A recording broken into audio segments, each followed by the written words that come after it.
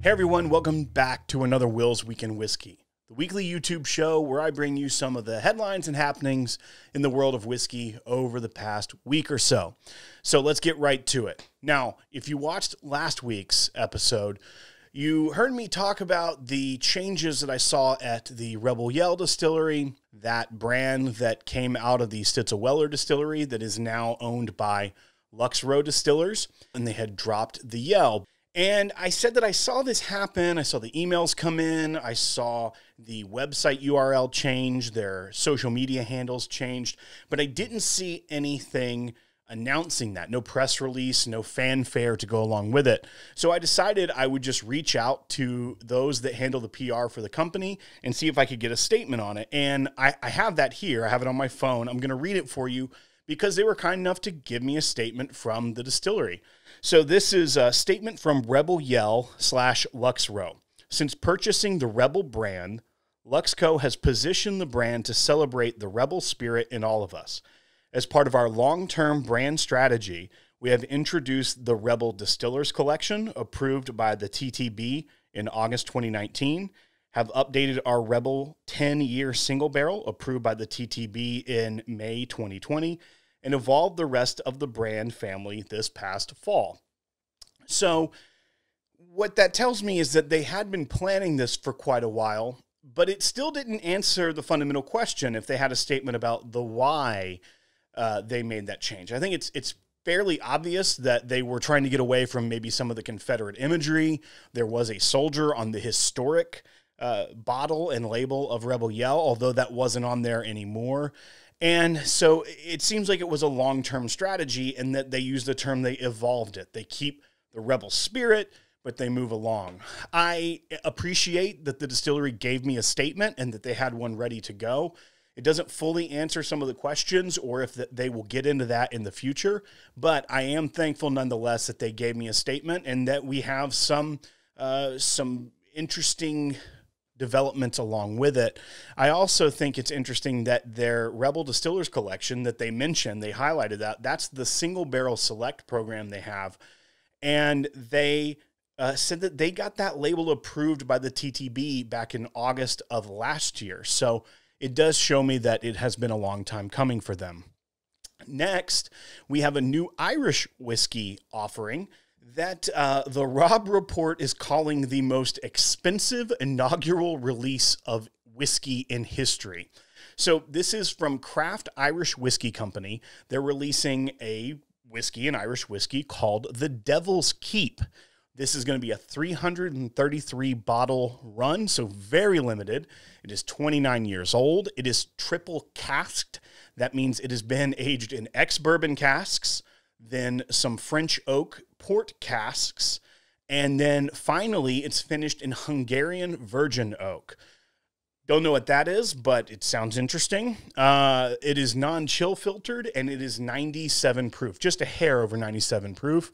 It comes in at the very low sum of 10,000 euros for one bottle. So that's just shy of 12,000 US dollars. You can pre-order it on their website if you are interested. It comes with something called the Angel Share that was captured and collected. So I don't know how that works. Somehow I guess they got some of the evaporated whiskey in the air and were able to bottle it. It comes with some water. It comes with some of the grain. So there's a whole experience kit that comes along with this. And to be honest, it should, for 10,000 euros or 12,000 US dollars. It's pretty expensive. Don't think this is one that I will be trying ever. Not that I would turn it down if offered, but that's an extremely high price tag. I go on some of the offerings on this show, like the Baccarat Crystal from Woodford Reserve or the OFC line.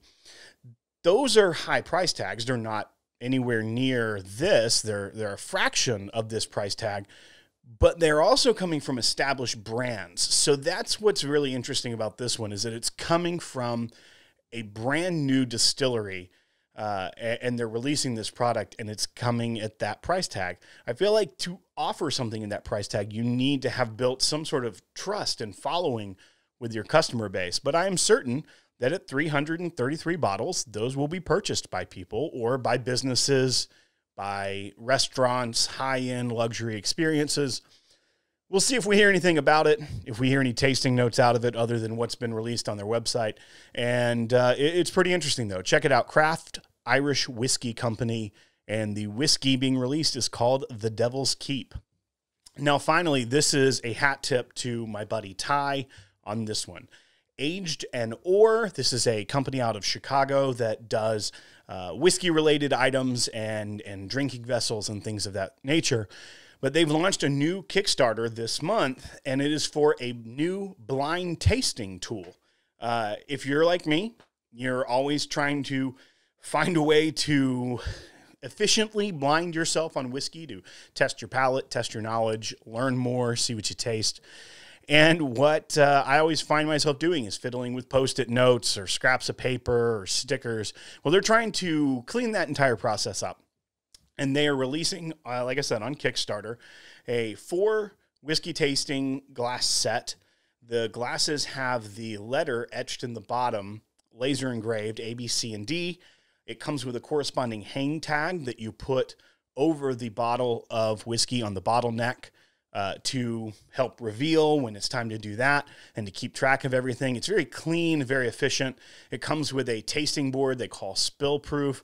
There's little nuance and subtleties like the widest part of the glass is exactly a ½ ounce pour. So it just seems like a very design-friendly, beautiful set, and they're doing it crowdsourcing. So as of recording this, they have raised $44,000 of their $14,000 goal. So it's funded.